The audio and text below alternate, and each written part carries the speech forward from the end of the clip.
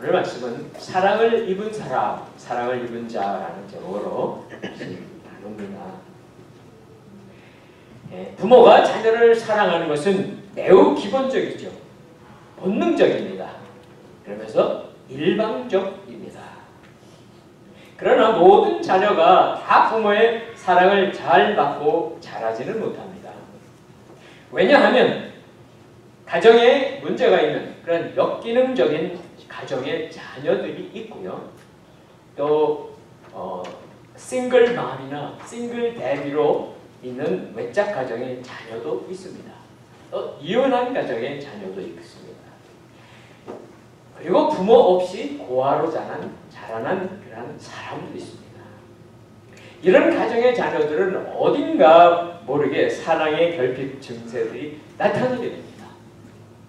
특별히 어린 시절에 부모의 사랑을 잘 받지 못하게 되면 그 사람의 성품 속에 쓴 뿌리로 상처로 숨겨져 있다가 그 후유증이 성인이 되어서 나타나게 됩니다. 인간은 사랑받지 않으면 안 되는 존재입니다. 우리 한 사람 한 사람이 다 그렇습니다. 만일 사랑의 결핍이라는 것이 있다면 성격 형성에 또 인생을 살아가는 데 장애물이 됩니다. 부모님의 사랑을 충분히 받은 자녀들이라면 그 모습이나 태도가 나타납니다. 우리가 살아오면서 많은 사람들을 만났죠. 우리는 그들의 내력은 잘 모릅니다. 그러나 어떤 사람이 다른 사람과 같이 대화를 잘 나눕니다. 서두르지 않습니다. 여유가 있습니다. 남을 배려할 줄 압니다. 그리고 자기 자존감이 있습니다. 그런 사람이라면 분명히 부모님의 사랑을 충분히 받은 사람입니다. 그런데 부모님의 사랑을 충분히 받은 사람의 특징, 오늘 제가 말씀드리고자 하는 특징은 부모님을 존경합니다. 자기 부모님을 존경합니다. 그리고 더 나아가면요, 부모님을 닮으려고 합니다. 나는 어떤가요? 여러분도 부모이시죠? 또 여러분은 아마 부모님이 계실 것입니다. 계셨었을 것입니다. 내 자신은 어떤 부모인가? 우리 자녀들에게 어떤 부모인가? 또 우리의 부모님은 어떤 부모였는가? 생각할 수 있습니다. 많은 생각이 들 거예요. 그런데 좋은 부모는 자녀를 참으로 사랑하는 부모입니다. 그런데 그렇게 자녀를 참된 사랑으로 살아가는 것이 쉽지는 않습니다. 오늘은 바로 이 우주 만물 가운데, 이 세상, 온 세상 가운데 최고의 부모, 최고의 아버지 되신 분에 대한 이야기를 드리고 싶습니다.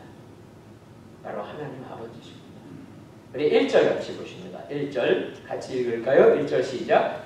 그러므로 여러분은 사랑을 받는 자녀답게 하나님을 본받는 사람이 되고.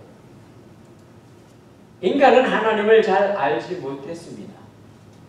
사이가 멀어진 채로 살아왔기 때문에 하나님에 대한 이해가 바르지 못할 때가 많습니다. 우리가 비록 성도가 되었습니다. 그럼에도 불구하고 하나님의 아버지의 사랑을 이해하지 못하는 경우가 많습니다. 만일 나의 부모님이, 내가 어렸을 때에, 여러분이 어렸을 때에 여러분의 부모님이 매우 엄격하셨다. 특히 아버지가 매우 엄격하셨고 매우 일방적인 강압적인 분위기의 가정이었다면 그 사람이 생각하는 하나님의 이미지는 별로 가까이 하고 싶지 않은 그런 아버지의 이미지를 갖고 있습니다. 어쩔 수가 없습니다. 다 그렇습니다.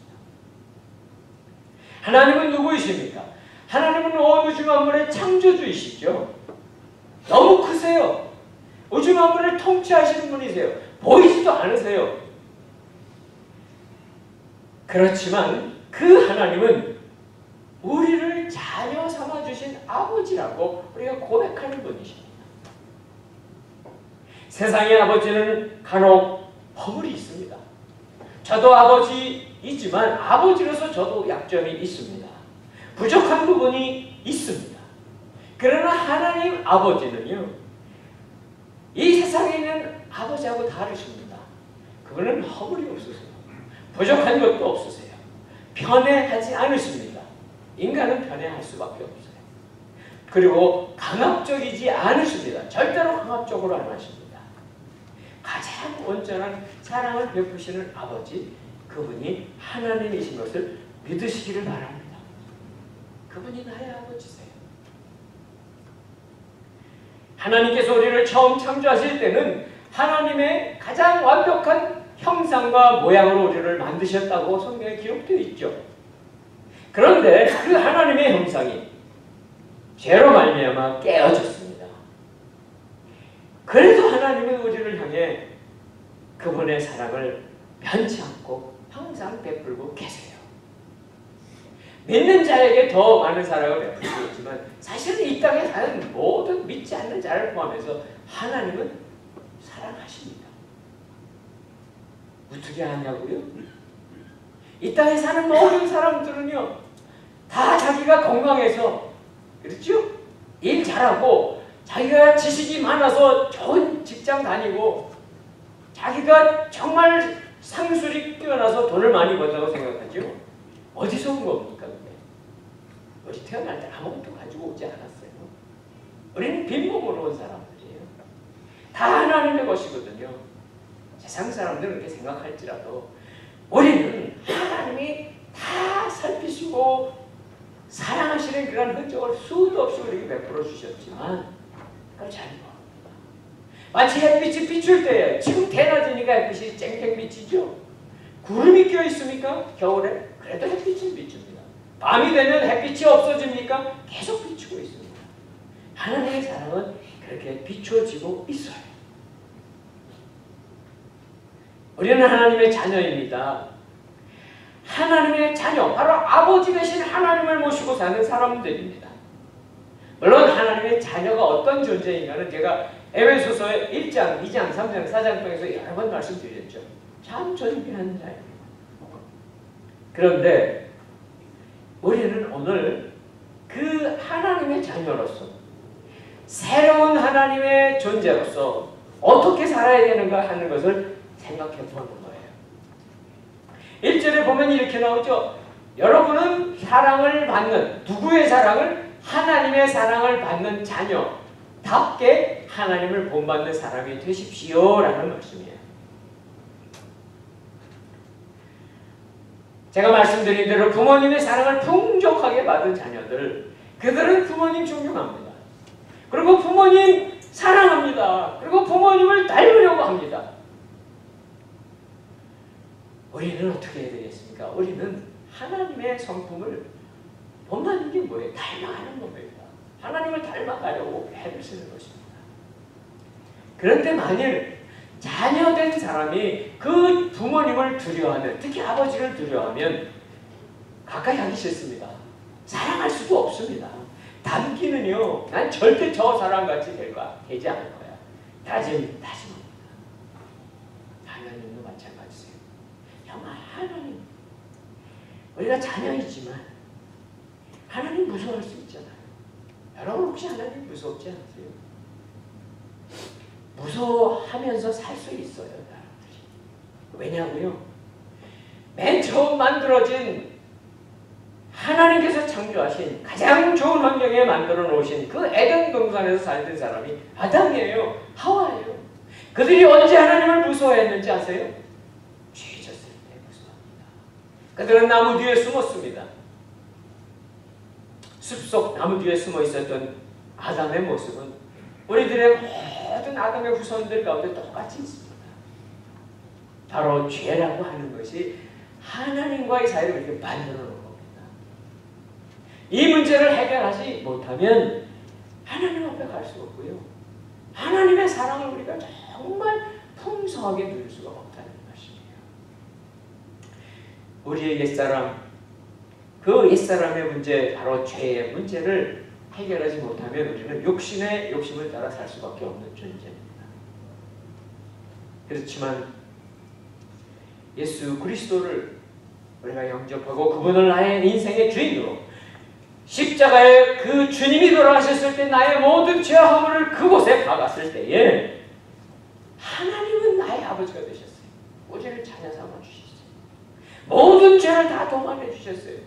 과거의 죄, 현재의 죄, 아니 미래의 저지를 모든 죄까지 다 없다고, 있지만 있음에도 불구하고 완전히 덮어주셨어요. 그것이 바로 하나님의 말할 수 없는 것이다. 우리가 그 말씀을 자꾸 생각하셔야 돼요. 정말 느껴져야 돼요.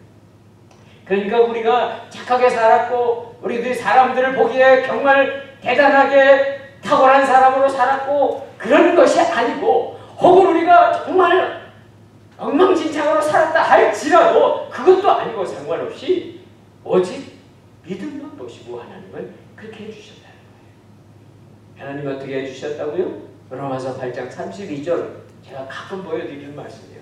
자, 한번 또 읽어야죠. 로마서 8장 32절 자막 보시면서 같이 읽읍시다. 시작. 자기 아들을 아끼지 않으시고 우리 모두를 위해 내어주신 분께서 어떻게 아들과 함께 모든 것을 우리에게 은혜로 주지 않으시겠습니까? 하나님의 사랑입니다. 아들을 내어주신 하나님은 더 아낄 게 없습니다. 아들을 포기하신 하나님은 우리에게 주실 수 있는 것 뭐든지 주실 수 있는 분이십니다. 그래서 우리가 어떻게 살아가야 되냐고요? 우리 본문 시작할 때 나왔던 1절입니다. 하나님을 본받고 하나님을 닮아서 살아가려고 애를 쓰는 것입니다. 물론 한 번에 이루어지지 않습니다. 한 번에 이루어지는 일 절대 없습니다. 그러나 우리는 한 걸음씩 또 한 걸음씩 하나님께 가까이 한 걸음 한 걸음 나가면서 닮아가야 한다는 말씀을 드립니다. 자, 오늘 그래서 네 가지 하나님을 닮아가는 네 걸음 말씀해 드릴게요. 첫 번째 걸음입니다. 2절입니다. 2절 같이 읽습니다. 시작. 그리스도께서 우리를 사랑하셔서 우리를 위해 자신을 향기로운 예물과 희생제물로 하나님께 드리신 것처럼 여러분도 사랑으로 행하십시오. 하나님을 닮아가는 첫 걸음. 첫 걸음은 다른 게 아닙니다. 예수 그리스도의 사랑, 그 사랑으로 사랑하십시오. 그 사랑을 받아야 주죠. 받지도 않았는데 어떻게 사랑할 수 있겠습니까? 그 사랑을 우리는 받았어요. 분명히 받았어요. 그리고 그 예수 그리스도의 사랑으로 베풀며 살아가라고 하는 것이 첫 걸음입니다. 말씀드린 대로 하나님의 사랑은 너무너무 여러 가지 종류로 우리에게 왔습니다. 그런데 하나님의 사랑에 가장 깊은 사랑이 어디에 있을까요? 하나님의 사랑에 가장 큰 사랑은 어디에 있을까요? 하나님의 사랑의 가장 넓은 사랑은 어디에 있을까요? 하나님의 사랑의 가장 긴 사랑은 어디에 있을까요? 생각나시죠, 여러분? 바로 예수 그리스도의 십자가. 십자가의 동서남북은 아니지만 위, 아래, 좌우가 있죠? 바로 예수 그리스도 십자가에 달리신 것은 하나님의 사랑의 너무너무 최고의 클라이막스입니다. 그리고 예수님은 친히 하나님이 시키셨다는 것 때문이 아니라 예수님도 인격이셨습니다. 이 땅에 오셔서 그분 자신은 우리를 너무나 사랑하시기 때문에 그의 전 생애를 우리에게 주셨습니다. 전 생애죠. 왜냐고요? 그분이 뭐 건강이 아파서 약해서 병들어서 돌아가신 거 아닙니다. 그분은 어떻게 돌아가셨습니까? 33년 짧은 생애를 우리에게 주신 거예요. 자신의 생명을 주시되 피 한 방울 남기지 않고 다 흘리시고 죽으신 분 예수님이세요. 우리는 사랑 많이 얘기하죠. 정말 큰 사랑이 무엇일까요? 요한복음 15장 13절은 이렇게 말씀하고 있습니다. 자막 비춰주십시오. 같이 한번 읽을까요? 시작. 사람이 자기 친구를 위해 목숨을 내놓는 것보다 더 큰 사랑은 없다. 성경이 말씀하시는 가장 큰 사랑은 친구를 위해 목숨을 내주는 사랑입니다. 물론 여러분 보고 그렇게 하시라 이렇게 직접 얘기하는 건 아니고요. 바로 예수님이 우리를 친구처럼 생각해서, 그렇죠? 우리들을 동생처럼 생각해서 자기의 생명을 내어주신 것입니다. 세상에 내 생명을 내줄 수 있는 사람이 아마 여러분 자녀들은 그 생명을 내줄 수 있을 거예요.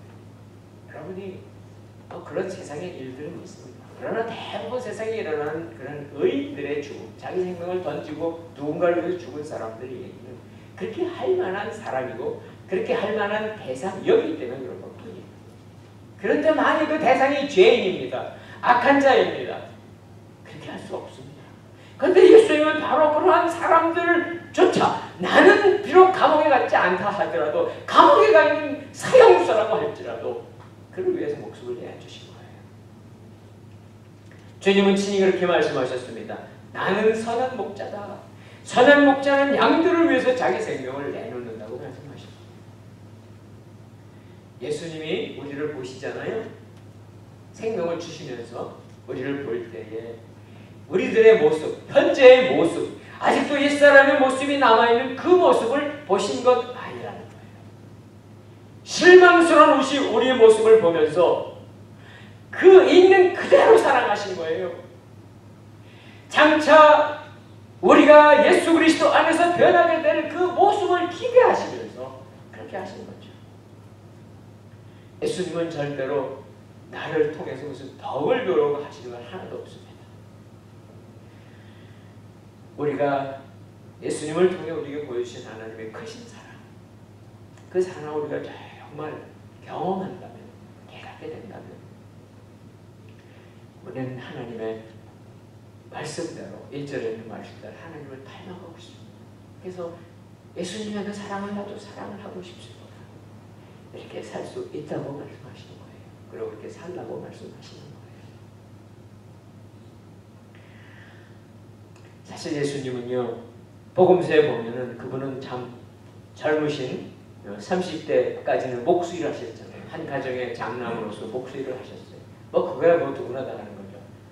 세상 사람 아무라도 할 수 있는 일일 수 있어요. 그러나 30세가 되었을 때 3년 동안 행하신 일은 누구도 할 수 없는 일을 하셨어요. 많은 병자들을 고치시고 귀신을 내쫓아내시고 그리고 수많은 사람들을 먹이시는 일, 오병이어를 가지고 5천 명의 남자들 얼마나 많은 사람을 먹였을까요? 그런 기적도 행하시고 많은 초자연적인 사건을 행하셨습니다. 그러니까 보통 능력을 가지신 게 아니죠. 만약 어떤 사람이 그런 능력을 가지고 있다면 그의 인생을 통해서 얼마나 많은 일을 할 수 있겠습니까? 만약 예수님이 70년을 사셨고 100년을 사셨다면 얼마나 더 많은 기적을 행하실 수 있겠습니까? 한 인간으로서 말이에요. 그런데 그분은 젊음도 내버리셨습니다. 가지고 있는 지식도 내버리셨습니다. 능력도 내버리셨습니다. 마지막에 생명까지 내버리셨습니다.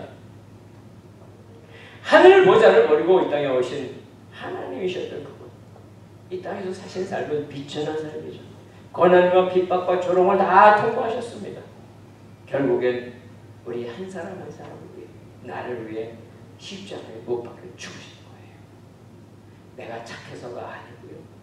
내가 선한 사람이어서가 아니고 죄인임에도 불구하고 그렇게 해주신 거예요.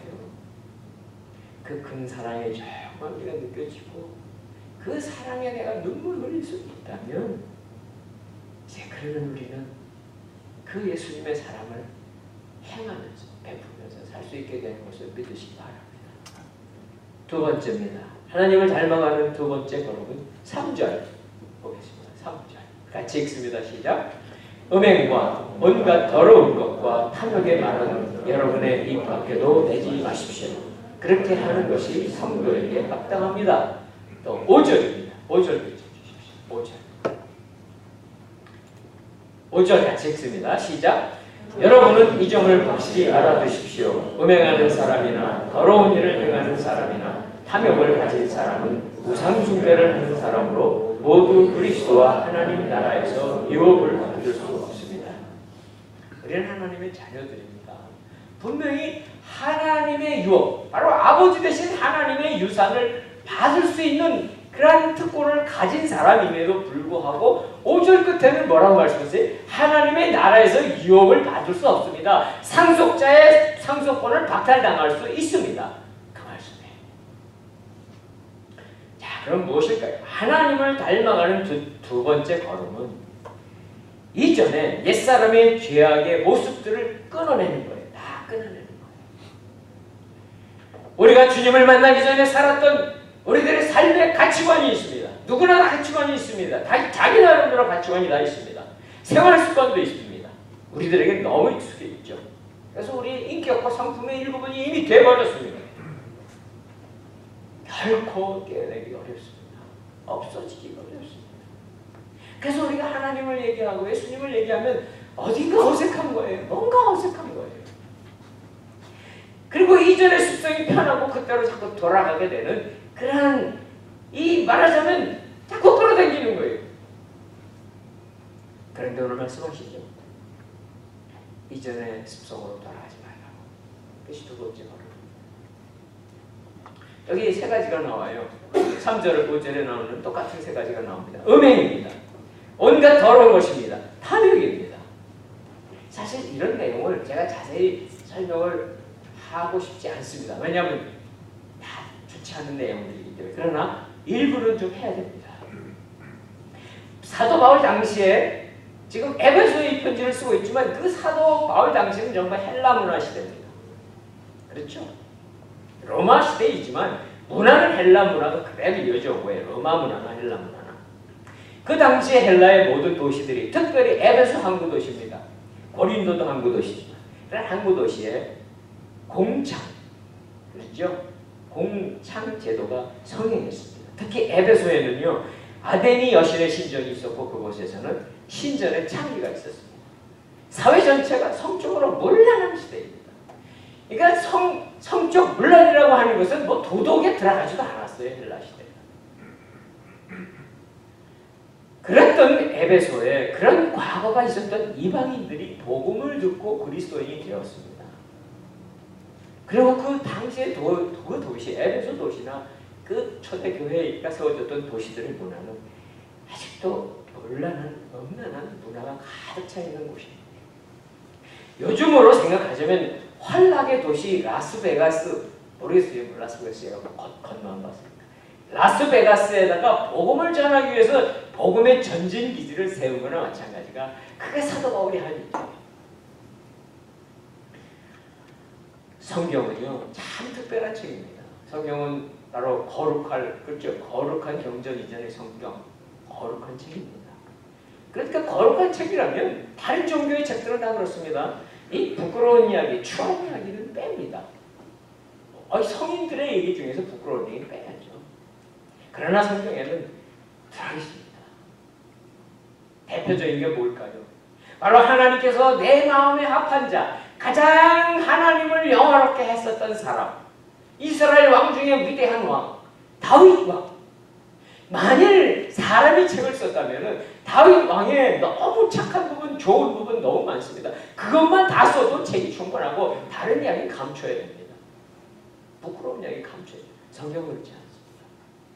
다윗이 간음했고 부하장수 우리아를 죽였고 그 이에 많은 죄를 범한 것이 그대로 기록이 되어 있습니다.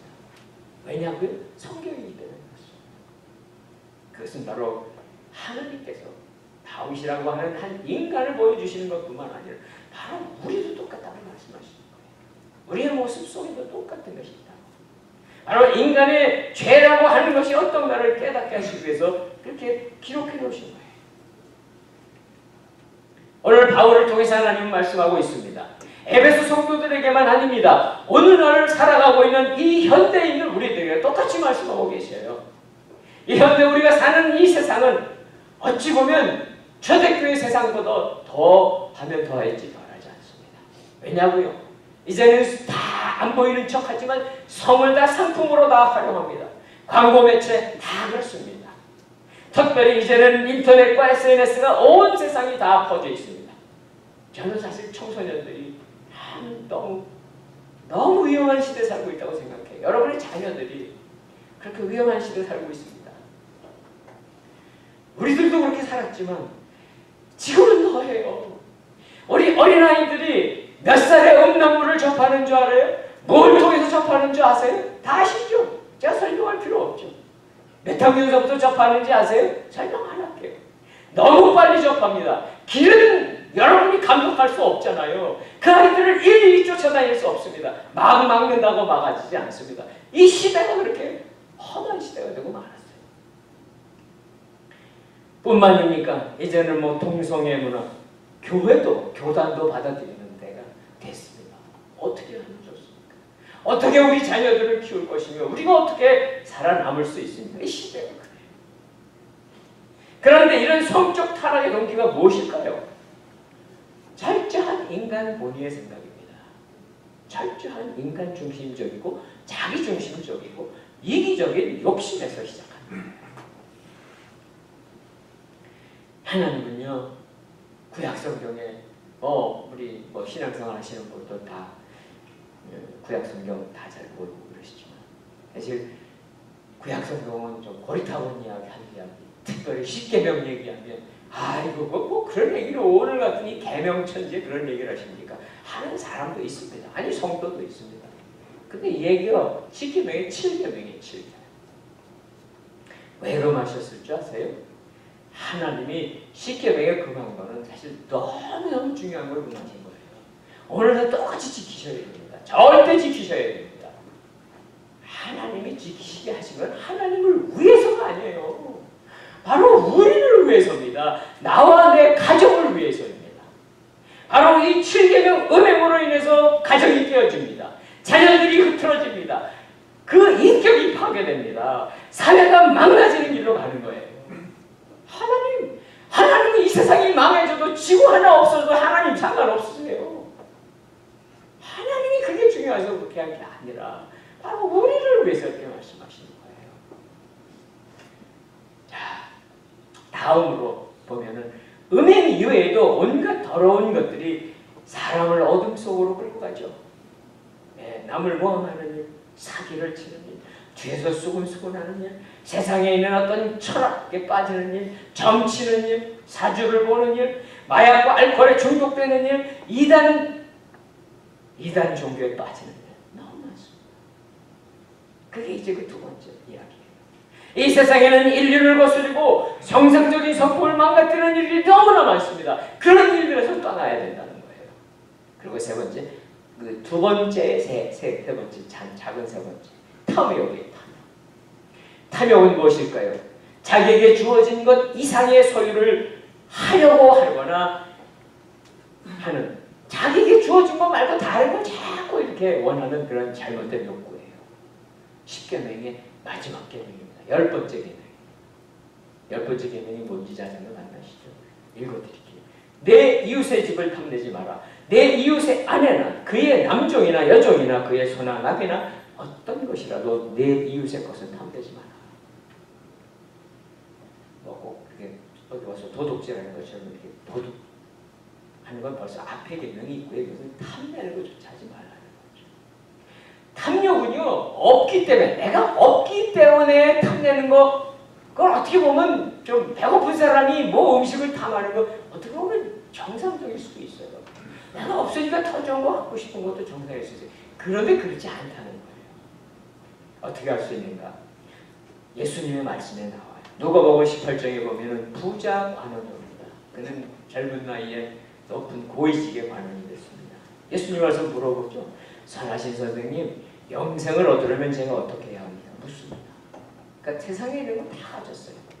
그런데 보니까 영생도 갖고 싶은 거예요. 예수님이 말씀하시죠. 다 물어보니까 어려서부터 계명을 잘 지켰습니다. 10계명 다 지켰습니다. 자신만만했습니다. 그런데 예수님이 그 약점을 찌르죠. 뭐죠? 너가 가진 것을 모두 팔아 가난한 사람들에게 나누죠. 그러면 다음이 중요한 겁니다. 그러면 하늘에서 보물을 가질 거야. 그 후에 와서 나를 따르라. 그러니까 우리는 그 앞에 부분만 자꾸 보는데, 우리가 모든 사람에게 똑같이 말씀하지, 걱정하지 마세요. 여러분에게 여러분 재산 다 팔아서 나를 따라라. 예수님은 여러분에게 최소한도 그렇게 말씀 안 하시고, 그러나 아마 이렇게 말씀하실지 몰라요. 당신에게 가장 소중한 게 뭐예요? 그거 내려놓고 나를 따르시오라고 말씀하시죠. 자, 그런데 어떻게 했습니까? 이 부자가 사실 세상에 아무것도 부족한 게 없어요. 아무것도 부족한 게 없는데 그런 포기할 수 수는 없었어요. 욕심이죠, 욕심. 하나님이, 예수님이 약속해 줬거든요. 네가 그거 다 포기하면 하늘에서 보물을 다시 부어줄 것이다. 있는 것보다 더 많은 보물을 주어줄 것이다. 우리는 아마 그럴 거예요. 에이, 하나님, 그 말이 안 맞죠. 물론 우리의 생각은 안 맞습니다. 그러나 하나님 그렇게 하신 거고. 자, 이제 보세요. 3절에 우리 한번 3절 비춰주세요. 3절, 뭐 5절에도 나오는지 3절에 비춰주시면 이렇게 나옵니다. 탐욕인데 탐욕의 말은 여러분의 입 밖에도 내지 마십시오. 음행도 나왔습니다. 더러운 것도 나왔습니다. 탐욕을 버리는 것도 나왔는데 그것들과 관련한 말조차 하지 말라고 하십니다. 우리 생각 속에, 다시 우리 생각 속에 뭐가 있으면요, 그게 우리 말로 나오는 것입니다. 우리 마음속에 어떤 욕심, 음욕이든 물질에 대한 욕심이든 이런 것이 있으면 나옵니다. 그런데 이러한 것들이 다 뭐라고 말씀하시는가 하면 그 5절에 보신 대로 5절에 보면은요 이렇게 나옵니다. 5절 비춰주세요. 5절에 보면 그러한 사람들은 우상 숭배를 하는 사람으로 모두 그리스도 하나님의 나라에서 유업을 받을 수 없습니다. 다 우상 숭배하는 사람이에요. 안 맞죠? 뭐 저는 운명이 안 맞는 것 같아요. 그러나 우상 숭배입니다. 왜 그럴까요? 육체적인 음행은요 반드시 영적인 음행으로 이어집니다. 세상의 육체적인 음행이 그냥 음행으로 끝나는 줄 아세요? 아닙니다. 반드시 영적인 음행으로 이어집니다. 하나님 버립니다. 하나님 돌아섭니다. 그러기에 우상숭배가 되는 거고요. 자, 또 욕심. 욕심은 말씀드렸죠. 내 것, 내 중심적인 것, 이기적인 생각, 내 자신이 신이 되는 거예요. 내 자신이 신. 세상 다 필요 없어. 나만 있으면 돼. 누가 신이에요? 내가 신이죠. 그러기에 우상숭배입니다. 사실 현대의 우상숭배는 대부분 이기적인 내 마음 때문에 일어나는 우상숭배예요. 내가 신이 되려고 하는 것이 우상숭배. 자, 이제 그만할게요. 그 다음에 세 번째, 하나님을 닮아가는 세 번째 걸음은 무엇일까요? 4절입니다. 4절. 4절 한번 비춰주시고 같이 읽습니다. 같이 읽습니다. 시작. 더러운 말과 어리석은 말과 희롱의 말은 어울리지 않습니다. 오히려 감사의 말을 하십시오. 세 번째 걸음은 무엇일까요? 감사의 말을 하십시오. 감사의 말을 하시는 것이 바로 하나님을 닮아가는 것입니다. 우리가 하나님을 모를 때 우리는 아무 말이나 할 수 있습니다. 뭐 세상에 사는 사람들이 줄 하는 말이 무엇일까요? 아청하는 말. 여러분 혹시 아청하는 말 해본 적 없어요? 저는 했거든요. 저는 직장생활을 오래 해봤기 때문에 우리 상관에게도 손 비비는 말도 해봤고 다 해봤습니다. 여러분도 해보셨을 거예요. 직장에 가면 뭐 미국이라고 다르겠습니까? 다 비슷합니다. 세상. 아청의 말이 거짓말이죠. 저주하는 말도 했습니다. 저런 인간이 있어. 비방하는 말도 합니다. 했습니다. 욕하는 말, 세상 사는 사람들 중에요 욕을 입에 달고 사는 사람이 있습니다. 우리 중에 아무도 없습니다만. 그러니까 미국 사람들도 그래요. 그렇죠? 말하는 그 사이사이 꼭 붙여서 욕을 섞지 않으면 말이 안 되는 사람이 있습니다. 그의 영혼은 이미 마귀가 장악한 영혼이에요. 이미 마귀에게 사로잡힌 영혼입니다. 왜냐고요? 그 말이 섞이지 않으면 대화가 안 돼. 말이 안 돼. 한국에도 그런 분들 많았어요. 협박하는 말도 합니다. 그렇죠? 두고 볼 거야. 우리 한번 성경을 보겠습니다. 마태복음 15장 18절 비춰주십시오. 마태복음 15장 18절 같이 읽습니다. 시작. 그러나 입에서 나오는 것은 마음에서 나오는데 이런 것이 사람을 분별하게 한다. 우리가 죄짓고 더러워지는 것은 우리의 생각에서부터 입을 통해서 나오는 것들 때문에 그렇습니다. 사실은 우리의 생각이 더러운 거죠. 우리의 마음이 더러운 거죠. 그래서 말도 더러워지는 이런 것이 세상 살아가는 사람들의 삶입니다. 그런 것이 우리 속에 옛사람의 모습 속에 남아 있습니다. 사실 사람이 하는 이 말은 얼마나 그 말이 이렇게 다른 사람들을 넘어뜨리고 쓰러뜨리는 그런 도구가 되는지 몰라요. 만약 우리가 성도임에도 불구하고 우리의 감정을 절제하지 않고 그냥 생각나는 대로 막 쏴붙인다고 한다면 그 말은 결국 폭탄이 되는 거예요. 비수가 되는 거예요. 하나님의 자녀들에게 중요한 것은 우리들의 말 속에 있는 이 독소들을 제거하는 겁니다. 그래서 때로는 우리 입을 닫는 게 제일 좋아요. 막는. 우리가 때로 모여서 이야기 나누게 되면 분위기가 점점 좋아지면 엉뚱한 소리 할 수 있습니다. 그러나 성도에게는 분위기보다 더 중요한 것은 우리의 입을 잘 지키는 거죠. 그래서 오늘 우리가 담고 싶어하는 것, 하나님을 담고 싶어하는 것은 우리 입술에서 감사의 말이 나오는 것입니다. 세상 사람들은 참 말하기 좋아하죠. 예수 믿는 사람들도 말하기 좋아하지만, 그래서 말을 잘하면 살아갈 수 있는 길이 참 많습니다. 요즘 시대는. 그렇죠? 말만 잘해도 할 수 있는 직업이 많죠. 그런데 그 말은 대부분 무엇일까요? 자기 자랑하는 말입니다. 남을 흉보는 말입니다. 다른 사람의 약점을 말하는 말입니다. 그런데 그것도 확인도 안 하고 전하는 말일 수 있습니다. 그리고 자기도 모르게 다른 사람을 유혹에 빠뜨리는 말입니다. 요즘은 그런 일이 한국에 없습니다만 최근에 몇 년 전에 누구 그랬어요? 지금도 그렇지만 인터넷에 악플을 달아가지고서 연예인들 몇 명을 자살하게 만들어서 사건. 요즘은 그렇게까지 심하게는 안 하죠. 왜 그렇습니까? 왜 사람들이 그런 일을 할까요? 이런 일은 사람의 말 속에 들어있는 그 독이 퍼지는 것을 보면서 오히려 즐기는 사람들도 있다는 거예요. 이건 정말 마귀의 일이죠. 사람이 할 일 아닙니다. 이것이 바로 죄의 속성이에요. 우리의 입을 잘못해서 마귀에게 내준다면 그런 도구가 되고 맙니다. 그러니까 우리의 하나님을 닮아가는 것은 뭘까요? 감사의 말입니다. 감사의 말. 우리는 올해 표 중에 세 개의 표 중에 하나가 범사의 감사. 범사의 감사. 그러니까 감사할 만한 일이 있으면 감사하는 건 당연하죠. 근데 범사라고 하는 것은 감사할 일이 없어도 감사하라는 거예요. 도둑을 맞았어도 감사해야죠. 우리는 다 안 틀렸으니까 그것도 감사해요. 정말 감사해요. 안 다쳤으니까 감사하고. 여러분, 사랑하는 성도 여러분, 우리는 정말 상황과 상관없이 감사하는 삶을 살아야 돼요. 왜냐하면 하나님 말씀을 그렇게 하세요. 빌립보서 4장 6절 7절 비춰주세요. 빌립보 4장 6절. 이건 이제 개혁개정이라고 여러분들이 외우실 거예요. 몇 분을 외우시고 계실 거예요. 이 말씀 외우시는 말씀이 돼서 외우시는 분은 외우시고 보시는 분은 함께 보시면서 찍습니다. 시작. 아무것도 염려하지 말고 오직 모든 일에 기도와 간구로 너희 구할 것을 감사함으로 하나님께 아뢰라. 그리하면 모든 지각에 뛰어난 하나님의 평강이 그리스도 예수 안에서 너희 마음과 생각을 지키시리라. 아멘. 아멘. 그것도 아멘. 뭐 하라고요? 기도해야 합니다. 구해야 됩니다. 우리가 필요한 게 너무 많습니다. 채워져야 될 부분이 많습니다. 맞습니다. 그런데 어떻게 기도하는가? 구할 것을 감사함으로. 그렇죠? 6절에 보니까 구할 것을 감사함으로 하나님께 아뢰라는 거예요. 무슨 뜻일까요? 이것은 하나님께 기도하면서도 하나님께 마치 받은 것처럼 기도의 응답을 받은 것처럼 먼저 감사해 보는 거예요. 감사합니다. 이루어주실 줄 알고 감사합니다. 그러나 여러분들 오해하지 마세요. 여러분이 기도한 그대로 받으려고 하시면 안 돼요. 그것은 안 되는 거예요.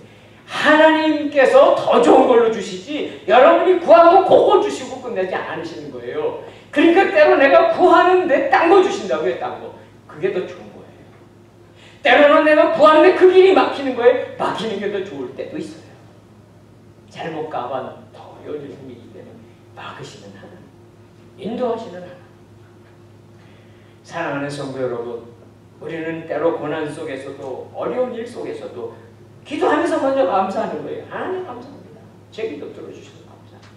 이루어주실 줄로 믿고 더 좋은 걸로 주실 줄로 믿고 감사합니다. 그럴 때 하나님 우리 속에 평강을 부어주십니다. 평강은요, 기도했으면 염려하지 말아야죠. 기도했으면 다 맡기고 하나님께 감사하는 거예요. 우리는 그렇게 할 때 우리의 말이 바뀔 것입니다.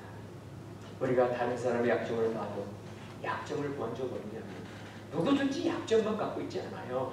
다 사람은 약점이 있죠. 저도 약점이 있지만 여러분이나 저나 다 똑같이 장점도 있거든요. 그러면 장점을 찾아서 저분에게 저런 장점이 있어서 고맙습니다. 좋습니다. 그리고 감사합니다. 이렇게 바꾸시기 바랍니다.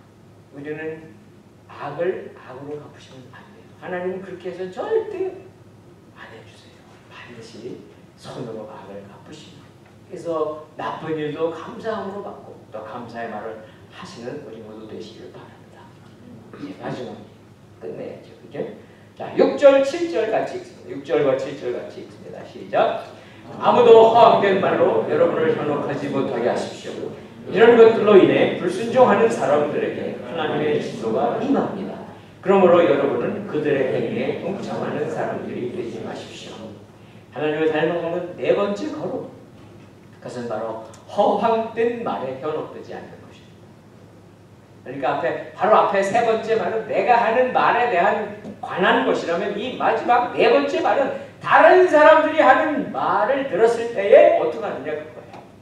현혹되지 마시라는 게, 흔들리지 마시라는 게, 무슨 말을 흔들리지 마시라는 거예요. 쉽지는 않죠. 참 어렵습니다. 예, 우리는 이 세상에 살아가면서 여기 말씀하신 것처럼 그들, 바로 우리 주위에 있는 사람들의 영향을 안 받을 수가 없습니다. 신앙생활을 처음 하면서 우리가 어려운 것은 무엇일까요? 세상 친구들과의 관계를 정리하는 것입니다. 만약 우리가 신앙생활을 하면서 계속 세상 친구들하고 교제를 계속 해야 되는, 어쩔 수 없죠. 당연히 이렇게 살 수는 있습니다. 그러나 만일 세상 친구들이 우리를 그들의 가치관으로 끌고 계속 한다면, 이런 일이 여러분에게 있는지 없는지 모르겠어요. 야, 우리 성경 공부하자 오늘. 근데 친구는 전화해서 그럽니다. 야, 오늘 좋은 영화 내가 펴서놨어. 영화 보러 가자. 어떻게 하시겠습니까? 저는 나 기도 제목이 지금 너무 급한 기도 제목이 있어. 기도해야 돼. 나 기도할 거야. 교회 가서. 그러면 친구가 말합니다. 야, 우리 놀러 가자. 우리는 물론 이 세상 사람들 다 끊고 살지는 못합니다. 아니, 세상 사람 다 끊으면 어떻게 돼요? 그럼 복음 전할 수도 없습니다. 아무것도 할 수 없습니다. 만나긴 만나야 합니다. 그러나 무엇입니까? 그 사람 닮으면 안 돼요. 그 사람이 하는 말에 휩쓰여 쌓이면 안 된다는 거예요. 사랑하는 성도 여러분, 예수님 닮은 사람들을 만나시기 바랍니다. 주위에 없습니까? 그러면 여러분이 예수님 닮은 사람이 되세요. 아멘. 오늘 말씀 끝입니다. 찬송하는 데 같이 부르시고 기도하겠습니다.